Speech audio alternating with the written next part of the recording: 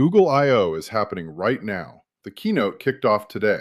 OpenAI just opened its ad platform to every US advertiser. And the most documented case of AI deepfake fraud on record involved a company losing $25 million because every single person on a video call, including the CFO, was an AI-generated fake. It has been a week. I'm Stephen Blakeney. This is the AI Brief, the weekly show where we cut through the noise and focus on what actually matters for project leaders and business owners. 5 stories. The signal without the hype. Let's get into it.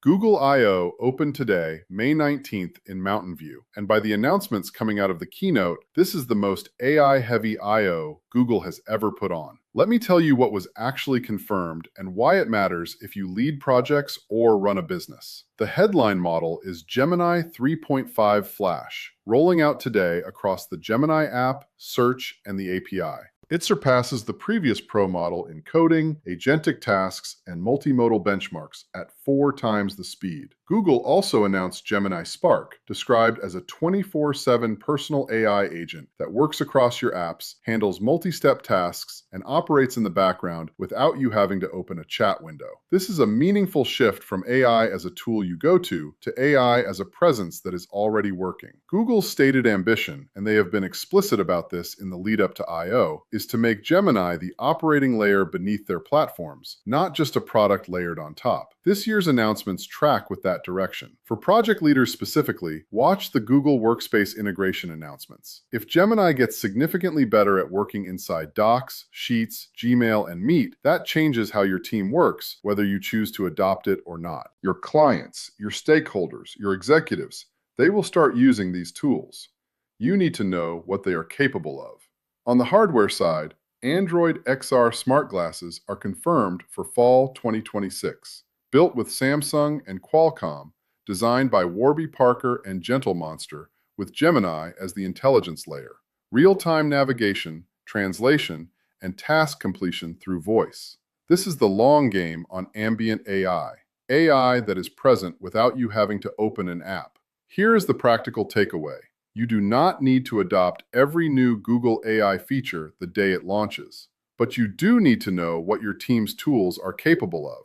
Because when your project sponsor asks why you are not using AI-generated meeting summaries and automatic status updates, and they will ask, you want to have an informed answer, not a blank stare. I will have a full I/O breakdown next week once the developer sessions are published. Today's episode captures the headlines. OpenAI officially opened its self-serve advertising platform to all US advertisers in May 2026. Here is what that actually means, because the details matter. The platform, called Ads Manager, is currently in beta for US advertisers. Brands can create campaigns, set budgets, and buy ads that appear inside ChatGPT conversations. OpenAI has confirmed it is targeting $2.5 billion in ad revenue for the full year, and has already passed $100 million in annualized revenue from the program. Here is the most important detail for business users, and one that most coverage has buried. Ads only appear on the free and go tiers. If you are on ChatGPT Plus, Pro, Business, Enterprise, or Education, you do not see ads. Those plans carry an ad-free guarantee. So why does this still matter for project leaders and business owners? 3 reasons. First, the trust model changes for anyone using the free tier. When a sponsored result can appear alongside an AI recommendation, you need to develop the same instinct you built for paid search results 15 years ago. Is this recommendation based on the best answer or a paid placement? OpenAI has stated that ads do not influence ChatGPT's answers and are always labeled as sponsored, but users should understand how the system works. Second, this is a signal about the AI industry's financial model. Subscription revenue alone is not covering the infrastructure costs of running these models at scale. OpenAI burned roughly $8 billion in cash in 2025. Advertising is how they fund the free tier. That matters for how you think about the long-term stability and incentive structure of the tools your team relies on. Third, if your organization is using any AI tool on a free tier for anything sensitive, client communications, competitive analysis, internal strategy, this is a good moment to review what plan you are on and what the data handling terms actually say. My recommendation: If AI is part of your workflow, make sure you are on a paid business plan with documented data terms, not the free tier. Now, Dell Technologies World wrapped up in Las Vegas this week, and there is one announcement that every business owner in a data-sensitive or regulated industry needs to know about. Dell announced what they are calling Desk-Side Agentic AI, a system that lets enterprises run AI agents locally on hardware they own and control without sending data to an external cloud. For organizations that have been hesitant about AI because of data governance concerns, this directly addresses that objection. Dell also reported significant enterprise AI adoption momentum, with thousands of enterprise customers now running AI workloads on their infrastructure, including companies like Eli Lilly, Honeywell, and Samsung. I will link to Dell's official press release in the description for the specific numbers. I want to make sure you are looking at the confirmed figures rather than analyst estimates. The direction is clear regardless of the specific count. Enterprise AI adoption is accelerating. The question of where your AI runs, cloud, on-premise, or hybrid, is becoming a standard IT strategy conversation. If your organization has been waiting on AI because of data sovereignty concerns, the on-premise option is now real and enterprise validated. This one is specifically for project managers, so if that's you, lean in. Atlassian, the company behind Jira, Confluence, and Trello, just unveiled two significant updates: the Teamwork Graph and major updates to Rovo, their AI agent. The Teamwork Graph is Atlassian's attempt to map the relationships between people, projects, documents, and decisions inside your organization. Think of it as a knowledge graph, a connected picture of who works on what decisions were made, what documents exist, and how they relate to each other. Rovo now uses this graph to give you answers with organizational context. Not just, here is what this document says, but here is what this document says in the context of who owns this project, what decisions have been made, and what is currently in flight. In practical terms, you can ask Rovo things like, what is the current status of this feature?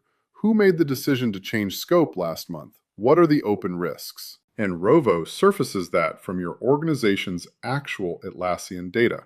One important qualifier: some of these capabilities are rolling out progressively and may depend on your plan level. Check Atlassian's release notes for what is available on your specific plan. The direction is clear regardless. AI-powered project management is moving toward tools that know your project, know your team, and surface the right information without you manually compiling it. That is exactly the kind of capability that separates high-performing project teams from the ones still spending Friday afternoons building status reports by hand.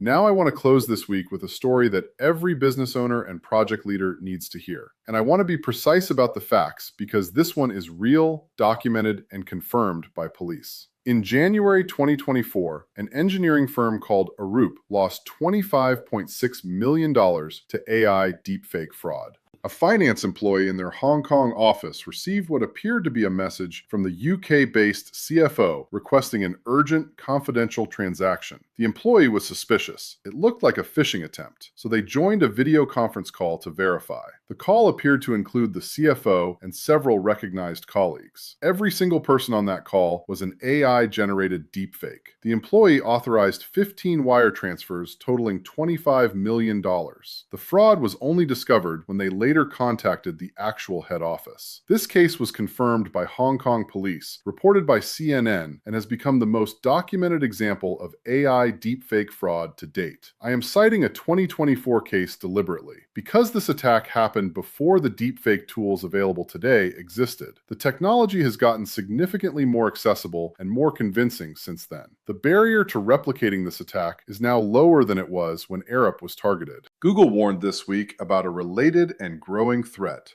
prompt injection attacks targeting AI agents. Malicious documents and websites are now designed to hijack AI agents that have access to your email, calendar, and files. The AI gets tricked. The AI then acts on that. Your data is compromised without you ever clicking a phishing link. This is the emerging risk of connecting AI to your tools, which we absolutely should do, but it requires new security thinking. 3 things you can do right now. 1. Establish a code word for financial authorizations. Any request to move money, regardless of how it arrives, regardless of who appears to be asking, requires a second verification using a pre-agreed code word. Simple, effective, costs nothing. 2. Audit what your AI tools can access. If you have connected Claude, ChatGPT, or any AI tool to your email, calendar, or financial systems, review those permissions. Your AI should be able to read what it needs, nothing more. 3. Brief your finance and executive assistant teams on this case specifically. The threat is active. Awareness is the first line of defense. AI is transforming how we work in genuinely powerful ways, but it is also transforming the threat landscape. You cannot have one conversation without the other. 5 stories. Google I/O delivering its most AI-focused keynote yet with Gemini 3.5 Flash and the new Gemini Spark personal agent. OpenAI opening its ad platform to US advertisers, and what that means if you are on the free tier. Dell making local enterprise AI a real option for data-sensitive organizations. Atlassian giving Rovo genuine organizational intelligence for PM teams. And the Arup deepfake case. $25 million lost because every person on a video call was AI generated, and what your organization should do about it today. This channel exists to give project leaders and business owners the AI signal they need, without the hype, without the jargon, and with a direct line to what it means for your actual work. If you found this useful, subscribe. New episodes every week.